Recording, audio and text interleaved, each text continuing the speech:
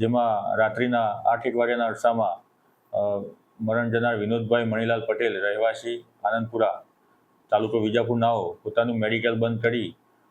પોતાના ઘરે આનંદપુરા ખાતે જતા હોય ત્યારે આનંદપુરા સર્કલ પાસે કોઈ અજાણી વાહન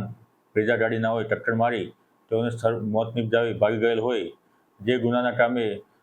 અમો દ્વારા તથા વિજાપુર પોલીસ દ્વારા તપાસ કરતા તે ગુનો શંકાસ્પદ લાગતા અને સીસીટીવી કેમેરા તથા હ્યુમન સોર્સિસ તથા ટેકનિકલ સર્વેલન્સ આધારે તપાસ કરતા સદર ગુનાના કામે મરણ જનાર વિનોદભાઈના પત્ની રીટાબેન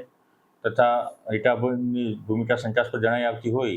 જેથી તેઓની ઊંડાણપૂર્વક તપાસ કરતા તેઓએ સદર ગુનાની કબૂલાત કરેલ અને તેમાં તેઓએ તેમના પતિ વિનોદભાઈ નાઓ તેઓને હેરાન પરેશાન કરતા હોય, જેથી આ કામે તેઓએ તેમના બહેનના દીકરા ભત્રીજા વિમલભાઈ પટેલ નાઓને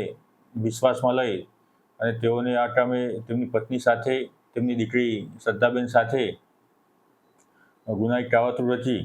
અને આ મરણ જનાર વિનોદભાઈ નાઓને બ્રેઝા ગાડીથી પાછળથી ટક્કર મારી અને મોત નિપજાવેલ હોય, જેથી આ બાબતે કાયદેસરની કાર્યવાહી કરી